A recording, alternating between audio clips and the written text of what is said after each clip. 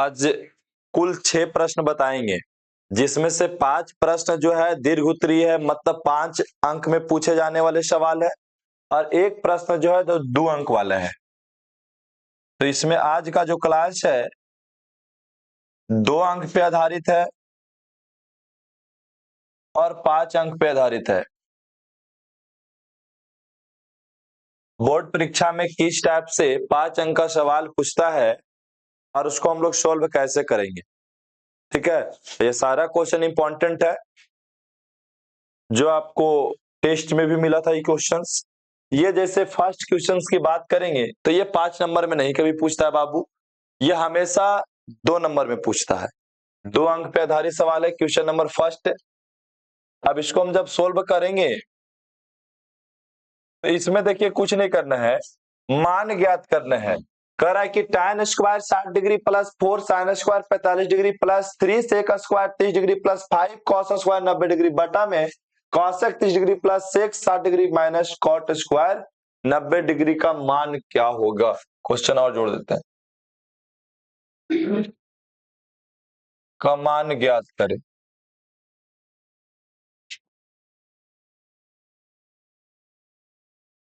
चलिए, तो सबसे पहले आप बताइए कि tan 60 डिग्री का मान कितना होता है। √3 होता है, तो हम √3 लिखेंगे, और स्क्वायर है तो स्क्वायर दे देंगे, उसके आगे प्लस है प्लस का चिन्ह दे देंगे, फिर 4 है 4 लिख देंगे। साइन 45 का मान कितना होता है, 1 बटा होता है √2, और स्क्वायर है बाबू तो स्क्वायर दे दिया, आगे प्लस है तो प्लस का चिन्ह दे दिए, फिर 3 है तो 3 लिख दिए। सेक 30 डिग्री का मान होता है 2 बटा हाँ 2 बटा √3, और स्क्वायर है तो स्क्वायर दे दिए, प्लस है तो प्लस, आगे 5 है तो 5। कॉस 90 का मान होता है 0, और स्क्वायर है तो स्क्वायर कर दिए, फिर बटा है तो आपको बटा भी लिख देना है, यहाँ पे बराबर का चिन्ह लगा देना है। अब बताइए कॉसेक 30 का मान 2, फिर आगे प्लस का चिन्ह है, सेक 60 का मान 2, कॉट 90 का मान, कॉट 90 डिग्री का मान 0, का स्क्वायर है तो स्क्वायर कर देंगे। अब हम सबसे पहले ये लाइनिंग दे देंगे और ब्रैकेट के हल करेंगे।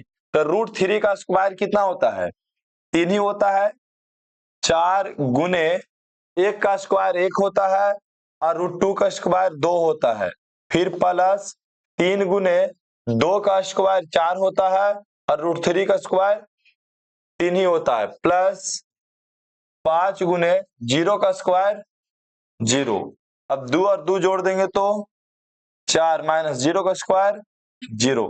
अब भिन्न का गुना है उसको आप काटेंगे। आप देखिए 2 से 4 कितना मरतबे कटा, 2 मरतबे, 3 से 3 कट गया, तो अब हम क्या लिखेंगे, यहाँ पे बच गया 3, आगे प्लस 2 और 1 में गुना करेंगे तो 2, प्लस यहाँ 1 था तो 1 और 4 में गुना करेंगे तो 4, प्लस 5 में 0 से गुना करेंगे तो 0, बटा 4 में से 0 गया तो 4 ना बाबू, 3 और 2 5 और 4 9 में 0 जोड़ेंगे तो भी 9, बटा में 4 आ गया।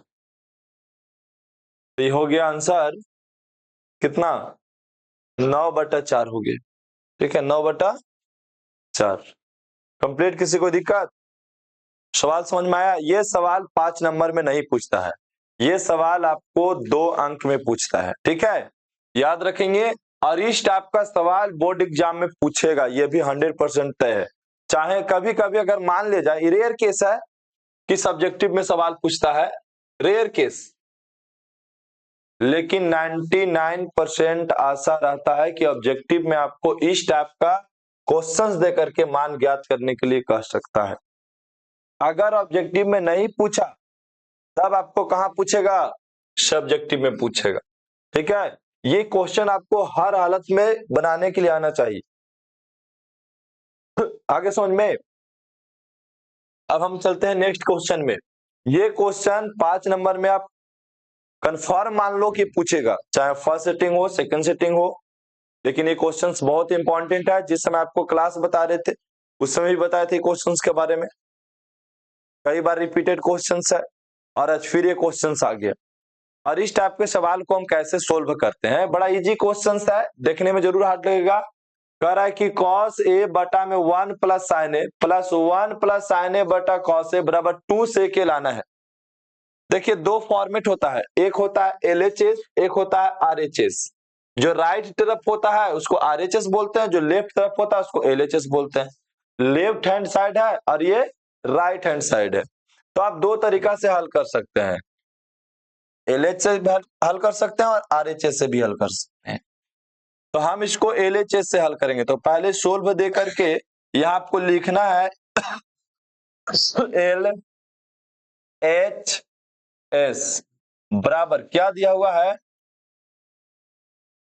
cos a बटा में 1 प्लस साइन ए, फिर आगे प्लस है 1 प्लस ऊपर लिखा हुआ है बाबू साइन ए बटा में cos a। इसको क्या कीजिए आप भिन्न के जोड़ बना लीजिए, ठीक है, सिंपल तरीका, इसको भिन्न का जोड़ बना लीजिए। तो भिन्न का जब जोड़ बनाएंगे तो नीचे वाला के एलसीएम लेंगे, तो नीचे वाला सेम लिखा जाएगा 1 plus sign A into cos A, LCM ले लिए। अब देखिए 1 प्लस साइन ए से 1 प्लस साइन ए कट गया तो क्या बचा, नीचे कॉस ए बचा। अब कॉस ए और कॉस ए गुना करेंगे तो क्या लिखेंगे, कॉस स्क्वायर ए लिखेंगे, आगे प्लस है तो प्लस।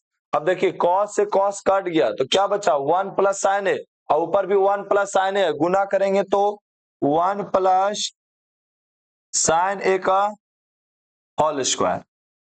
अब देखिए ऊपर लिखना है कॉस स्क्वायर ए प्लस, देखिए इसको ए प्लस बी के होल स्क्वायर पे तोड़ दीजिए, ए प्लस बी के, क्योंकि स्क्वायर हटाएंगे ना बाबू, तो ए प्लस बी का होल स्क्वायर का फॉर्मूला, इसको ए मान लो इसको बी मान लो, तो ए स्क्वायर प्लस बी स्क्वायर और प्लस 2ab होता है 2ab। तो ए था एक और बी था साइन, फिर आई बटा में, अब नीचे गुना करेंगे तो क्या हो जाएगा, करना चाहे तो करिए, नहीं करना चाहे तो छोड़ दीजिए, कोई दिक्कत नहीं। 1 प्लस लिखिए sign A into cos A, ठीक है। अब आपको पता होना चाहिए कि हम ऐसे लिख सकते हैं, सजा करके लिख सकते हैं, साइन स्क्वायर ए प्लस, या बोल सकते हैं कि सर कॉस स्क्वायर ए और साइन स्क्वायर ए को जोड़ेंगे तो एक आ जाएगा, दोनों जोड़ में है ना, साइन स्क्वायर ए और कॉस स्क्वायर ए दोनों जोड़ में है, तो साइन स्क्वायर ए प्लस कॉस स्क्वायर ए का मान कितना होता है 1 होता है, प्लस है तो प्लस, एक का स्क्वायर एक, फिर आगे क्या है, यहां गुना करेंगे तो क्या हो जाएगा 2 साइन ए बटा में 1 plus sign A into cos A. अब देखिए एक एक जोड़ दिए तो 2 plus 2 sign A 1 plus sign A into cos A. अब जगह नहीं तो साइड में बना देते हैं। अब देखिए दोनों में 2 मिल रहा है तो 2 को हम बाहर निकाल लेंगे तो क्या बचेगा 1 प्लस साइन ए बचेगा। देखिए ऊपर क्या किए बाबू, हम 2 कॉमन ले लिए, तो 2 जब कॉमन ले लिए तो क्या हो गया 1 प्लस साइन ए बच गया, नीचे में क्या है 1 plus sign A into cos A है। देखिए ऊपर और नीचे दोनों गुना में है तो आप इसको काट सकते हैं इससे, 1 प्लस साइन ए से 1 प्लस साइन ए कट गया, ऊपर क्या बचा 2 बचा और नीचे क्या बचा कॉस ए बचा। आप इसको ऐसे लिख सकते हैं कि 2 गुने 1 बटा कॉस ए। अब पता होना चाहिए कि 2, अब 1 बटा कॉस ए का फॉर्मूला क्या होता है सेक ए। तो देखिए आ गया आरएचएस, तो यहाँ लिखना है नीचे में कि एलएचएस को हम सोल्व किए तो हमें क्या पता लग गया आरएचएस, और लिख देना है प्रूव्ड, ये साबित हुआ, सिद्ध किया हमने कि एलएचएस बराबर आरएचएस है। तो प्रश्न समझ में आया सभी को, ये सवाल 5 नंबर में पूछता है, याद रखिएगा। क्वेश्चन नंबर आपको 31 से लेकर 38 के बीच ही रहेगा, इसका ध्यान रखना है। अब अगला सवाल है क्वेश्चन नंबर आज का 3। क्या कह रहा है कि 45 सेमी ऊंची बाल्टी शंकु के छिन्नक के आकार की है। तो अब समझिए बाल्टी किस आकार का है, शंकु के छिन्नक के आकार का है।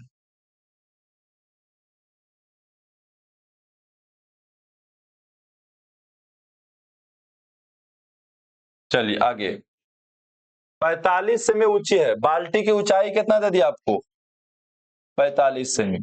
यहां आप लिख सकते हैं बाल्टी की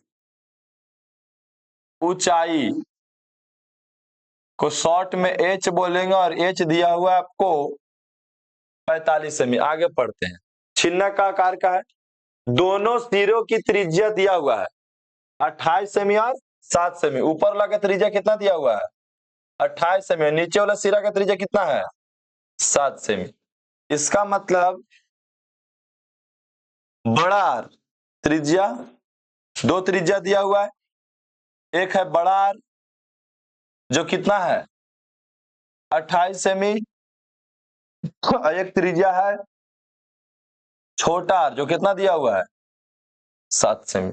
एक बड़ा आर जो है 28 सेमी, छोटा आर जो है 7 सेमी दिया हुआ है। और पूछ रहा है बाल्टी की धारिता ज्ञात कीजिए। बाल्टी मतलब ये शंकु के छिन्नक का धारिता निकालना है। बाल्टी की धारिता, बाल्टी की धारिता ज्ञात करना है। तो जो बाल्टी की धारिता है, ठीक है, आप ऐसे भी लिख सकते हैं कि बाल्टी की धारिता और शंकु के छिन्नक की आयतन, ये दोनों बराबर ही हो जाएगा। एक ही चीज को बोला जा रहा है। मतलब ये बोला कि इस बाल्टी जो है इसकी धारिता निकालिए, मतलब इस बाल्टी का आयतन निकालिए। तो ये बाल्टी की आकृति कैसा है, शंकु के छिन्नक के आकार का जैसा है। तो आप सीधा लिख सकते हैं ऐसे कि बाल्टी की धारिता, धारिता बराबर शंकु के छिन्नक के आयतन, छिन्नक के आयतन। और इसका फार्मूला क्या होता है, 1/3 pi r square plus r r into h. शंकु के छिन्नक का ही ना होता है, देख लो एक बार फार्मूला। 1/3 पाई 1/3 पाई एच लिख देता हूं मैं, उधर बाद में लिखने कोई दिक्कत नहीं है। 1/3 pi h r square plus r h. चलो आगे देखो, 1/3 पाई का मान 22/7 और बड़ा आर कितना दिया हुआ बाबू 28 सेमी का स्क्वायर कर दीजिए, छोटा आर कितना है 7 सेमी का स्क्वायर कर दीजिए। और फिर है प्लस में आर का बड़ा आर कितना है 28 सेमी गुने 7 सेमी, 7 सेमी और ब्रैकेट बंद करके एच का मान कितना है 45 सेमी। अब देखिए इसको गुना करना है तो ऊपर गुना करेंगे तो 22 और देखिए 7×21, ब्रैकेट बंद कर दीजिए। 28 का स्क्वायर करेंगे तो कितना आएगा, आपको 28 का स्क्वायर का मतलब होता है 28 गुना 28 दो बार लिखना है। कितना आएगा बोलिए, 28 का स्क्वायर कितना आएगा, देखो स्क्वायर कर देते हैं 88 64 के 4, 8 दूनी 16 और 6 कितना होता है, फिर यहाँ पे हो जाएगा 8 दूनी 16 का 6, 2 दूनी 4 की 5, 4 0 2 7 की 8, गलत हो गया। देखो 8 और 8 में गुना करेंगे तो हो जाएगा 88 64 के हो गया 4, हाथ में रह गया 6, 8 दूनी 16 और 6 कितना होता है 22 का हो गया 22, ठीक है। अब 8 दूनी 16 का 6 हाथ में 1 2 दूनी 4 1 5 4 6 2 8 7 784 सेमी स्क्वायर और 7 का स्क्वायर 7 सत्ते 49 सेमी स्क्वायर। अब 28 गुने 7 करना है, तो 8 सत्ते 56 के 6 हाथ में रह गया 5 7 दूनी 14 5 19 196 सेमी स्क्वायर और गुने में 45 सेमी। अब फिर से एक बार आगे इसको हल करेंगे, अब जगह नहीं तो इसको ऊपर हल करेंगे, यहाँ पे सब मिटा देते हैं। अब देखो बाबू क्या करना है आपको, 22 बटा कितना लिख दिया 21 है, तो 21 रहने दीजिए। सबको जोड़िए 784 49 96, तो कैसे जोड़ेंगे आप, देखिए लास्ट वाला जोड़ी संख्या 9 और 6 हो गया 15, 15 और 4 19 के हो गया 9 हाथ में रह गया 1, फिर यहाँ देखिए 9 और 4 13 और 8 21 और 1 पैंचा 22 के हो गया 2 हाथ में रह गया 2 1 और 2 3 3 और 7 10 गुने 45 सेमी, ठीक है। जुड़ा हुआ देख लेना एक बार, सही है। एक देखिए 3 से कटेगा, ये 7 मरतबे और 3 से कटेगा कितना मरतबे 15 मरतबे। अब आ गया 22 बटा 7 गुने 1029 सेमी स्क्वायर गुने 15 सेमी। 7 से देखिए कट रहा है, ये भागा देखिए चेक कर लीजिए एक बार 7 से देख लेते चेक करके 1029, यहाँ पे आ गया 3 2 7 को 28, यहाँ पे कितना बच गया 4 9 7 7 49, कितना मरतबे 147 मरतबे कट गया। तब यहाँ पे देखिए क्या बच रहा है बाबू 22 गुने 147 गुने 15 और सेमी सेमी गुना होगा, 3 गो सेमी है तो सेमी क्यू हो जाएगा। अब आपको क्या करना है 22 में 147 से गुना करना है और फिर उसमें 15 से गुना करना है और गुना करके आपको बाबू लिख देना है। तो कैसे गुना करोगे यहाँ पे देख लो, 147 में आप 22 से गुना करिए, 7 दूनी 14 का 4 हाथ में 1 4 दूनी 8 की 9 और 2 हो गया 294, फिर 294 ही लिखाएगा 4 9 4 13 के 3 हाथ में 1 9 2 11 12 के 2 3, कितना हो गया 3234। अगर 147 में हम 22 से गुना किए तो 3234 आ गया, फिर कितना से गुना करना है 15 से गुना करना है इसी में, तो यहाँ पे गुना कर देंगे 5 का 20 का 0 हाथ में 2 5 15 2 17 का 7 हाथ में 1 3 5 दूनी 10 की 11 के 1 हाथ में 1 5 15 की 16, फिर आगे लिखेंगे 4 3 2 3 जोड़िए 0 7 4 11 के 1, यहाँ लिखते चल जाएंगे 0 1 3 1 की 3 3 1 4 1 पैंचा था कितना 5 6 2 8 1 और 3 4, कितना हो गया 48,510 सेमी क्यूब बाल्टी की धारिता लिख देना। अतः बाल्टी की धारिता कितना है 48,510 सेमी क्यूब। है प्रश्न समझ में सबको, किसी को दिक्कत? अब चलते हैं अगला सवाल में। अगला सवाल है हाई एंड डिस्टेंस। यह भी काफी इजी सवाल है और ये भी सवाल को हम लोग कई बार बना चुके हैं। कह रहा है 2 जहाज विपरीत दिशा में एक लाइट हाउस की तरफ बढ़ रही है। एक लाइट हाउस है, जैसे मान लेते कि एक लाइट हाउस यहाँ पे खड़ा कर दिए और एक विपरीत दिशा में, मतलब एक जहाज इधर है लाइट हाउस के और एक जहाज इधर है लाइट हाउस के। तो पहले हम क्या करेंगे, एक लाइट हाउस बनाएंगे।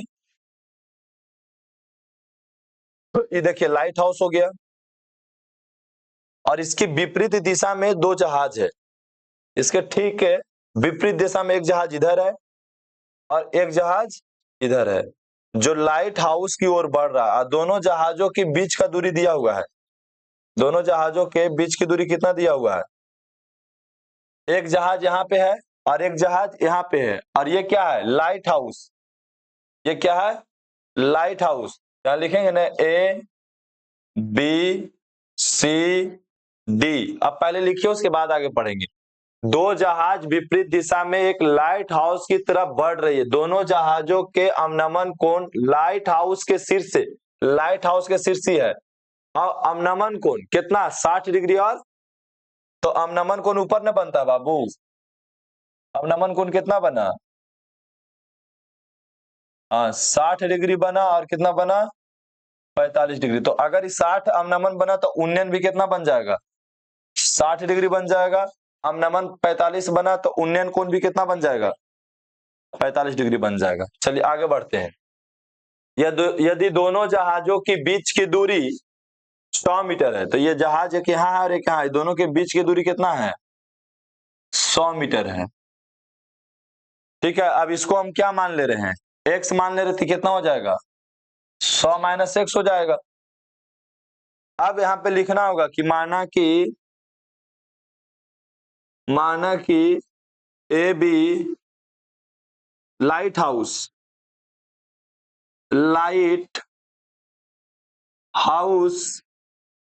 की ऊंचाई ए बी है, और ए बी को हमने क्या माना? h मान लिया। ठीक है, दोनों जहाज को बीच का दूरी क्या लिखना होगा? दोनों जहाज के बीच की दूरी डीसी है, डीसी ने है, और डीसी कितना दिया हुआ है? 100 मीटर। चलिए यहां तक बन गया। और क्या लिखेंगे इसमें?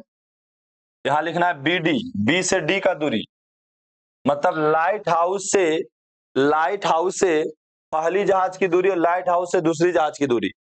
तो एक दूरी को क्या मानेंगे? बीडी मानेंगे। अब बीडी का मान x दिया हुआ है, और बीसी का मान कितना दिया हुआ है? 100 माइनस एक्स। इसमें दो त्रिभुज बन गया, एक ए बी सी और दूसरा ए बी डी। जबकि हमको निकालना है h, निकालना है ना, तो हम पहला त्रिभुज को हल करेंगे। त्रिभुज ए बी सी में, त्रिभुज ए बी सी में, अब जगह नहीं तो इधर काट के बनाते हैं। त्रिभुज ए बी सी में, तो देखिए ए बी सी को जब आप हल कर रहे हैं तो कोण के सामने वाला भुजा को लंब बोलते हैं, नीचे वाला को क्या बोलते हैं? आधार। तो हमको निकालना है लंब, और आधार दिया हुआ है, तो लंब बटा आधार किसका फार्मूला होता है? tan थीटा लिख देते हैं, और इसका फार्मूला होता है ए बी बटा बी सी, मतलब लंब बटा आधार। तो tan थीटा ही रहने देते हैं बाबू। अच्छा, थीटा का मान दे दिया हमको, कितना डिग्री? 60 डिग्री। ए बी का मान h, और बी सी का मान 100 माइनस एक्स। अब tan 60 का मान √3 बराबर h बटा 100 माइनस एक्स। अब इसमें हमको क्या करना है? x का मान निकाल लेना है। किसका मान? x का मान। तो x का मान निकालेंगे तो यहाँ तीसरा तीसरी गुना करना पड़ेगा, तो हो जाएगा 100√3 और माइनस √3x बराबर h। इधर चल जाएगा तो क्या हो जाएगा? या इसको इधर चलाते हैं तो 100√3 माइनस h, इधर चला है तो प्लस √3h हो गया, √3x हो गया। यहां तक आया समझ में सबको?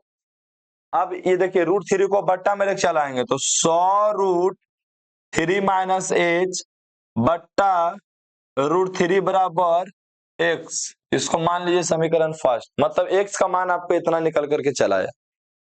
अब हम दूसरा त्रिभुज को हल करेंगे। कौन सा त्रिभुज?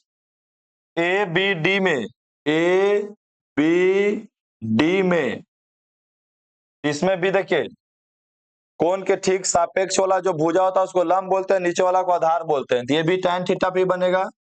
tan थीटा का फॉर्मूला हो जाएगा ए बी बटा यहाँ पे कौन सी? B D.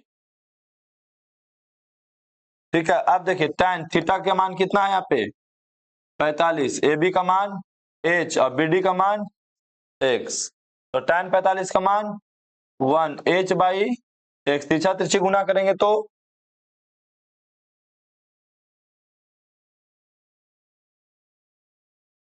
क्या हो जाएगा, x बराबर h हो जाएगा। अब हमको निकालना है h का मान, हमको निकालना लाइट हाउस की ऊंचाई ना, h का मान निकालना है। तो ये x का मान ले आकर के समीकरण सेकंड हो गया, इसमें रख देंगे। समीकरण सेकंड में समीकरण फर्स्ट का मान रखने पर, तो समीकरण x बराबर कितना है, h है। x के जगह पर हम कितना रख दें, 100√3 माइनस h बटा √3 बराबर में क्या हो गया, h हो गया। अब यहां से तिरछा तिरछी गुना करेंगे तो एक में गुना करेंगे तो सेम लिखा जाएगा, 100√3 माइनस h, यहां से गुना करेंगे तो √3h। अब इसको इधर भेज देंगे h के, तो इधर कितना बचेगा, 100√3 बच जाएगा यहाँ पे, और इधर हो जाएगा √3h प्लस h हो जाएगा। अब देखिए 100√3 बराबर h कॉमन ले लेंगे तो कितना बचेगा, √3 प्लस 1, ये इसको बट्टा में भेज देंगे तो 100√3 ऊपर में बचा, अब बट्टा में आ गया √3 प्लस 1 बराबर h। तो h का मान इतना आ गया, लेकिन h का मान अभी इक्वल वैल्यू में नहीं आया, मतलब सही वैल्यू में नहीं आया, तो हर का परिमेयकरण कर देंगे। 100√3 बटा में √3 प्लस 1 गुने √3 माइनस 1 और √3 माइनस 1, हरों का परिमेयकरण कर देंगे। तो ऊपर गुना करेंगे इसके साथ तो कितना होगा, देखिए √3 से √3 गुना करेंगे तो 3 हो जाएगा, और 3 को 100 में गुना करेंगे तो 300 हो जाएगा, और इसको गुना करेंगे तो हो जाएगा 100√3 हो जाएगा।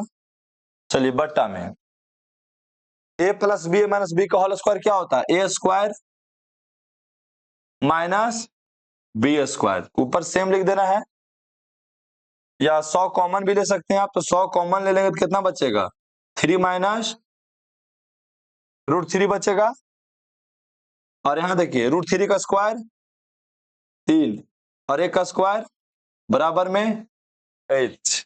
अब तो जगह नहीं बच रहा है, कहां जाएगा ये,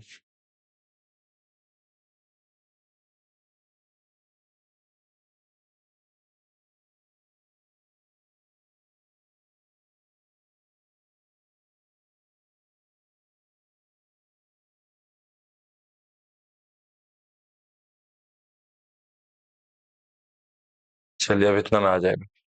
तो ऊपर हो गया देखिए 100√3 माइनस 3 माइनस √3, और घट गया तो ये 2 बराबर h, 2 से कट गया कितना मरतबे, 50 मरतबे। अब यहाँ आप लिख सकते हैं कि 50 3 माइनस √3 बराबर में h, अगर इसको गुना करके लिखेंगे तो 150 माइनस 50√3 बराबर h।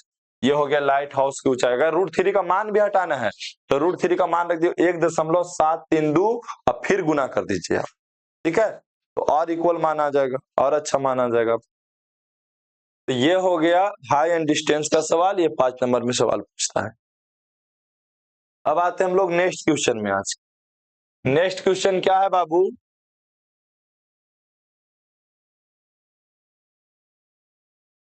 चलिए आगे देखना है, आगे भी बहुत इजी क्वेश्चन है ये। करा 2 घन जिसमें से प्रत्येक का आयतन 64 सेमी है। 2 घन है जिसमें से प्रत्येक का आयतन हम मान लेते हैं घन है, पहला घन हम मानते हैं, पहले घन हम बना रहे हैं,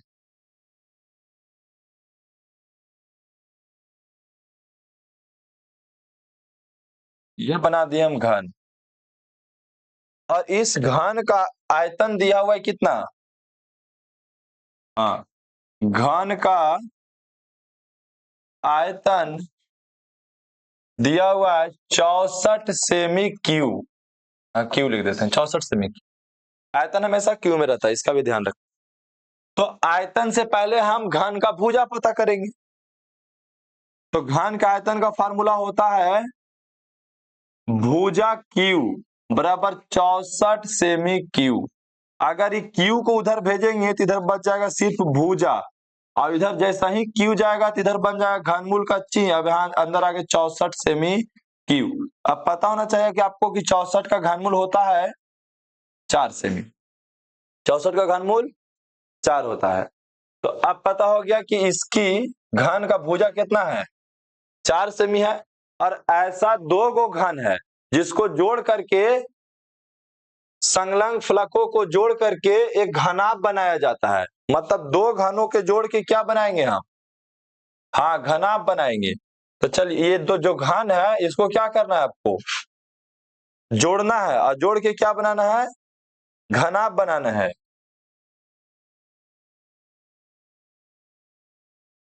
देखिए ये दो गो था ना, इसको जोड़ के क्या बना रहे हैं हम लोग,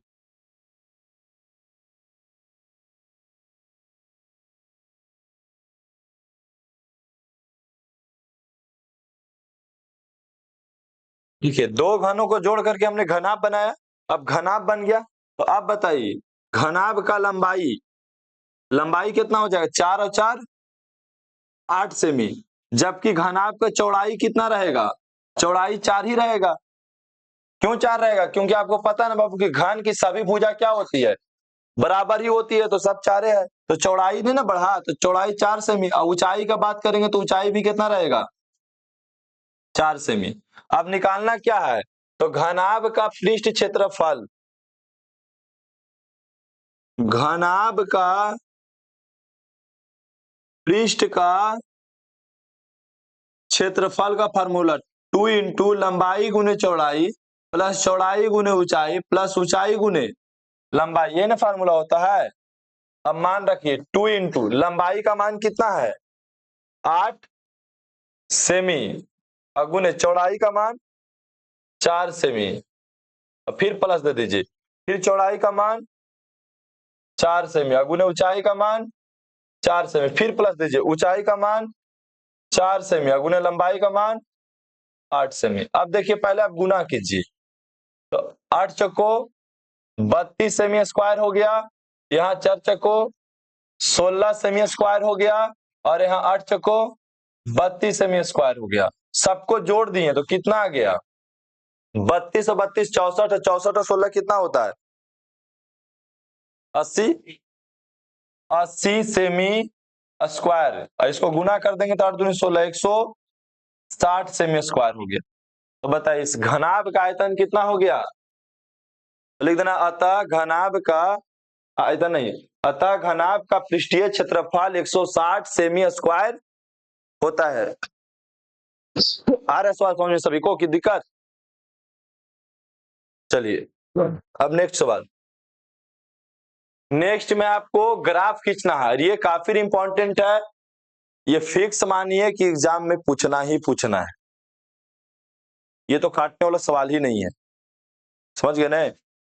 ग्राफ ऐसा हो नहीं सकता, चाहे वो फर्स्ट सेटिंग एग्जाम रहे आपका, चाहे सेकंड सेटिंग एग्जाम रहे, ग्राफ आपको 100% पूछेगा। तो आपको ग्राफ बनाने के लिए बहुत अच्छा तरीका से आना चाहिए। चलिए ग्राफ को हम लोग सोल्व करते हैं, कैसे सोल्व करते हैं। सबसे पहले आप लिख दीजिए सोल्व, और लिखिए देखिए ग्राफ को हल करना है तो आपको दो चर वाले दो युग्म समीकरण दिए गए हैं, दो चर वाले रैखिक समीकरण आपको दिया हुआ है। तो पहला समीकरण को हल कीजिए, पहले समीकरण फर्स्ट को हल करने पर,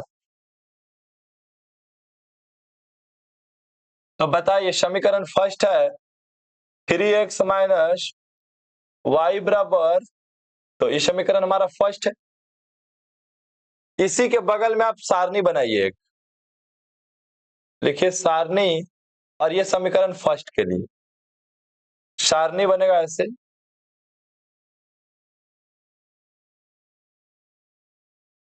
जितना घर के बनाना चाहे एक्स और वाई लिख दीजिए, ठीक है। अब क्या करिए, एक्स का मान हम 0 रखते हैं, एक्स का मान हम क्या रखते हैं 0। लिखना है कि एक्स बराबर 0 जीरो रखने पर, जीरो रखने पर, तो x के जगह पर हम जीरो रखेंगे तो क्या होगा, 3 गुने जीरो माइनस वाई बराबर 2। आप x के जगह पर कोई चीज भी रख सकते हैं बाबू, x नहीं, आप y के जगह पर भी कुछ रख सकते हैं, आपको जो इच्छा किया वो रखिए, लेकिन ऐसा रखिए कि कट के प्राकृतिक संख्याएं, चाहे वो धनायन में हो चाहे वो ऋणायन में हो, मतलब बट्टा में नहीं आना चाहिए। बट्टा में आएगा तो आपको ग्राफ बनाना मुश्किल हो जाएगा, बट्टा में भी बनता है। तो 3 और 0 में गुना करेंगे तो 0 हो जाएगा, माइनस वाई बराबर 2। अब बराबर की साइड लेके चलाते हैं तो -2 और y हो जाएगा प्लस में, तो y का मान कितना आ गया, -2 आ गया। अब हम x का मान मन किया कि 1 रखते हैं, 1 रखेंगे तो यहाँ लिखेंगे x बराबर 1 रखने पर, तो बताए x के जगह पर अब 1 रखेंगे तो 3 गुने 1 माइनस y बराबर 2, गुना करेंगे तो 3 माइनस y बराबर 2, माइनस y बराबर 2 उधर चल गया तो -3 हो गया, तो माइनस वाई बराबर -1, माइनस माइनस कट गया तो y का मान 1 आ गया। तो यहाँ पे हम लोग 1 भर दिए। अब समीकरण फर्स्ट को हल कर लिए, तब हम समीकरण सेकंड को हल करने जाएंगे। यहाँ लिखना होगा समीकरण सेकंड को हल करने पर, तो समीकरण सेकंड ऊपर से उतारिए, 9x माइनस 3y बराबर 6, ये समीकरण हमारा सेकंड है। इसी के बगल में आप सारणी बना दीजिए, और ये सारणी जो बना वो समीकरण सेकंड के लिए बना है।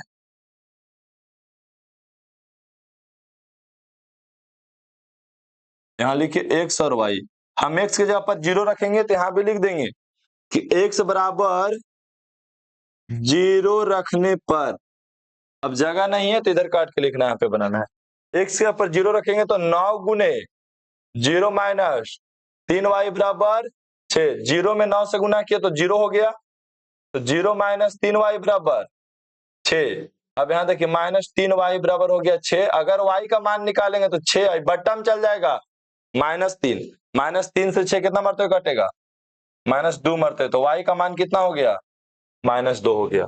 यहाँ पे भर देना आपको -2।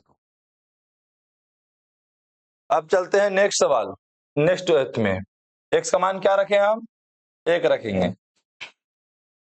x का मान 1 रखने पर, तो 1 रखेंगे तो कितना हो जाएगा, 9 गुने 1 माइनस 3y बराबर 6, गुना किए तो 9 माइनस 3y बराबर 6। अब बताओ बाबू, इसको उधर भेज देंगे तो क्या बचेगा, -3y बराबर 6, उधर चल गया तो -9। अब बताइए घट के कितना बचा, -3 बचा, -3, माइनस से माइनस कट गया, 3 से 3 कट गया, तो y का मान कितना आ गया, 1 आ गया। 1 रखे तो 1 आया, मतलब ये दोनों सारणी सेम आ गया, देख रहे हैं, ये दोनों सारणी क्या आ गया, सेम आ गया। अब दोनों सारणी जब सेम आ गया तो ग्राफ कॉपी लेंगे। अब हम graph copy, graph copy, graph copy, देखिए ग्राफ कॉपी हो गया।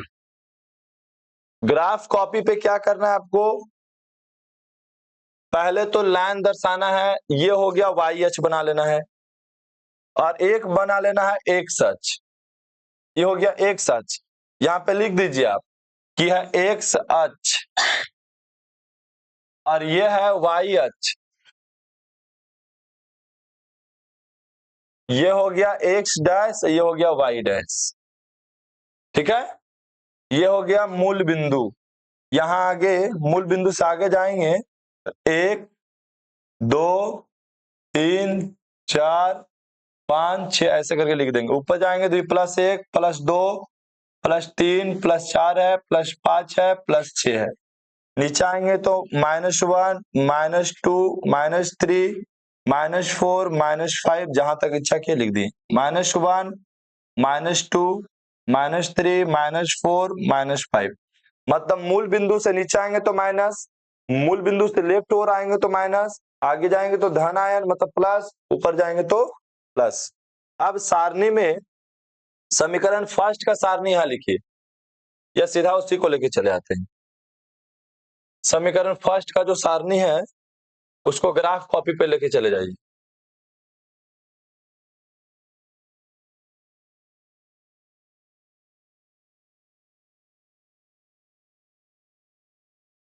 क्या गया सारणी फर्स्ट। अब चलिए इसको बनाइए पहले आप। तो सारणी फर्स्ट को आप बनाएंगे बाबू तो क्या होगा यहाँ पे x बराबर 0 y बराबर -2, x बराबर 0 और y बराबर -2 यहाँ पे बन गया बिंदु। ये बिंदु दे दिया, लिखिए 0, -2। दूसरा बिंदु x बराबर 1 y बराबर 1, x बराबर 1 और y बराबर 1 यहाँ पे बनेगा 1, और इसको क्या कीजिए स्केल के सहारे से मिला दीजिए दोनों बिंदु को। पीला वाला कि नहीं, जो ग्रीन वाला बनाए, पीला वाला तो जो है से पहले से है। ये मिला दिए, ये जो समीकरण है एक लाइन बन करके तैयार हो गया। हम दूसरा सारणी उतारेंगे तो सारणी दूसरा वाला भी सेम है। दूसरा सारणी भी क्या है,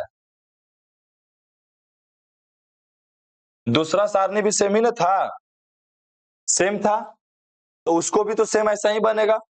बिंदु देंगे तो फिर यही ना बिंदु देंगे बाबू, यही ना देंगे, और उसका लाइन खींचेंगे तो यहाँ खींचेंगे, उसका लाइन भी उसी पर खींचेंगे, तो दोनों को लाइन क्या हो गया, एक ही आ गया।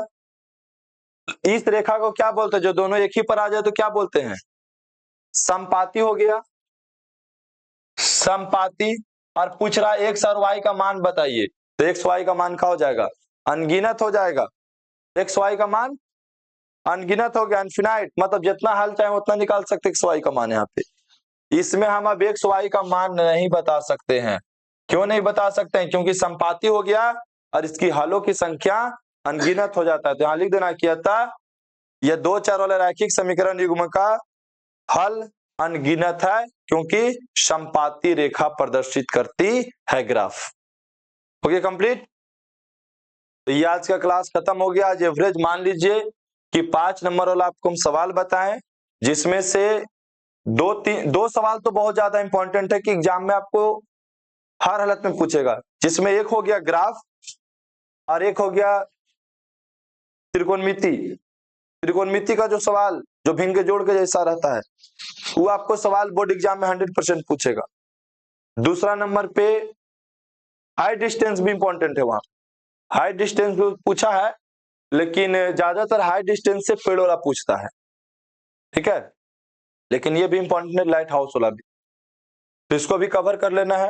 तो इसमें से 2 प्रश्न इंपॉर्टेंट है, जो एक आपको बताएं अभी और एक बताएं त्रिकोणमिति से, जो हमेशा पूछते आ रहा है, ग्राफ विधि और एक वो वाला विधि।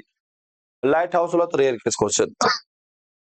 तो इसमें मान लीजिए कि 6 क्वेश्चंस में आपको 3 क्वेश्चन बोर्ड एग्जाम में काम करें, इसलिए हमको अब पता नहीं कि कौन काम करेगा, इसलिए हम लोग को सारा रिवीजन कर लेना है कि ताकि इससे क्वेश्चन आ जाए एग्जाम में तो नहीं छूटे और इसको हम लोग बढ़िया से बना ले एग्जाम। और आप ज्यादा से ज्यादा अभ्यास कीजिए। ये जब पढ़ाए थे त्रिकोणमिति वाले सवाल, उसी समय आपको पहले बोल दिए थे कि ये सवाल चाहे वो फर्स्ट सेटिंग का हो या सेकंड सेटिंग का हो, अगर वो नहीं हुआ तो हर का अंडर रूट वाला दे देगा, अगर वो नहीं हुआ तो फिर अंडर रूट वाला भाग जाइए। यही 2 सवाल हमेशा पूछते आ रहा है त्रिकोणमिति से 5 नंबर में। ऐसे माध्यमिक बहुलक तो कंप्लीटेड है कि माध्यमिक बहुलक पूछ ही देता है 5 नंबर में, लेकिन ज्यादातर 2 नंबर के चांसेस सवाल होता है। तो आपको ये ध्यान रखना है कि अगर ग्राफ कट गया ग्राफ, अगर ये एक्स और वाई दोनों अलग अलग कट जाता, जैसे मान ली कि अभी एक लाइन लेते और ऐसे कट जाता, कहीं पे ऐसे कट जाता, तब बोलते एक्स का मान जो है से कितना 2 और वाई का मान 4, लेकिन ऐसा ग्राफ कटा नहीं। यहीं पर क्लास स्टॉप। अब बाकी इसको रिवीजन करना है आपको। आप कितना रिवीजन करेंगे, एग्जाम तक आप कितना बचा के रखेंगे क्वेश्चंस को, ये आपके ऊपर निर्भर करता है।